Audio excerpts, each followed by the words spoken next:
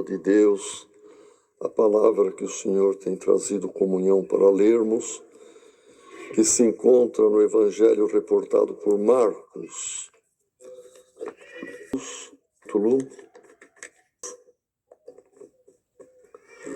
Marcos 10, 7, 45. Pondo-se a caminho, correu para ele um homem, o qual se ajoelhou diante dele e lhe perguntou: Bom mestre, que farei para herdar a vida eterna? E Jesus lhe disse: Por que me chamas bom? Ninguém há bom senão um, que é Deus. Tu sabes os mandamentos: não adulterarás, não matarás, não furtarás, não dirás falsos testemunhos, não defraudarás alguém, honra teu pai e a tua mãe. Ele, porém, respondendo, lhe disse: Mestre, tudo isso guardei desde a minha mocidade. E Jesus, olhando para ele, o amou. Ele disse: Falta-te uma coisa. Vai, vende tudo quanto tens e dá-o aos pobres, e terás um tesouro no céu. E vem, segue-me. Mas ele, pesaroso desta palavra, retirou-se triste, porque possuía muitas propriedades. Então Jesus, olhando em redor, disse aos seus discípulos: Quão dificilmente entrarão no reino de Deus os que têm riquezas. E os discípulos se admiraram destas suas palavras. Mas Jesus, tornando a falar, disse-lhes: Filhos, quão dificilmente é para os que confiam nas riquezas entrar no reino de Deus. É mais fácil passar um camelo pelo fundo de uma agulha do que entrar um rico no reino de Deus. E eles se admiravam ainda mais, dizendo entre si: Quem poderá, pois, salvar-se? Jesus, porém, olhando para eles, disse: Para os homens é impossível, mas não para Deus, porque para Deus todas as coisas são possíveis. E Pedro começou a dizer-lhe: Eis que nós tudo deixamos e te seguimos. E Jesus, respondendo, disse: Em verdade vos digo que ninguém há que tenha deixado casa, ou irmãos, ou irmãs, ou pai, ou mãe, ou mulher, ou filhos, ou campos, por amor de mim e do Evangelho, que não receba 100 vezes tanto, já neste tempo, em casas, e irmãos e irmãs, e mães e filhos, e campos, com perseguições, e no céu e no século futuro a vida eterna. Porém, muitos primeiros serão derradeiros, e muitos derradeiros serão primeiros. E iam no caminho, subindo para Jerusalém.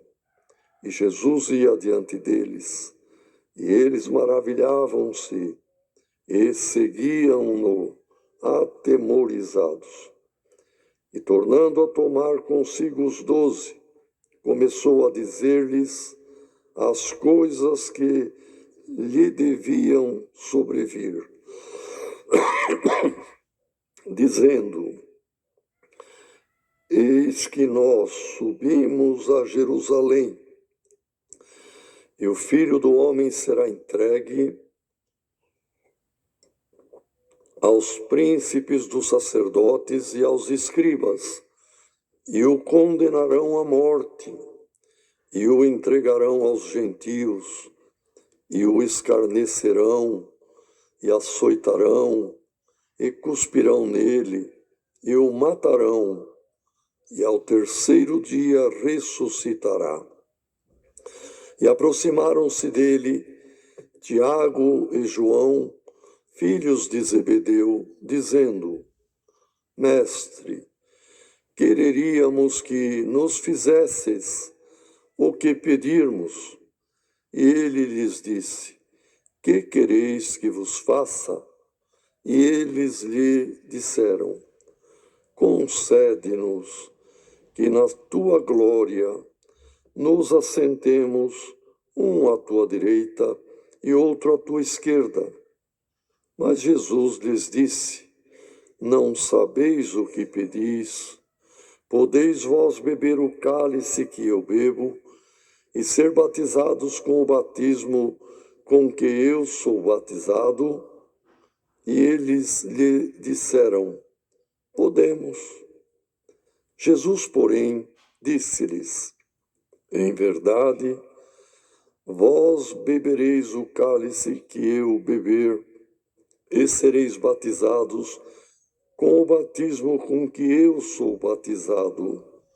Mas o assentar-se à minha direita ou à minha esquerda não me pertence a mim concedê-lo, mas isso é para aqueles a quem está reservado. E os 10, tendo ouvido isto, começaram a indignar-se contra Tiago e João. Mas Jesus, chamando-os a si, disse-lhes: Sabeis que os que julgam ser príncipes das gentes, delas se assenhoreiam, e os seus grandes usam de autoridade sobre elas. Mas entre vós não será assim. Antes, qualquer que entre vós quiser ser grande, será vosso serviçal.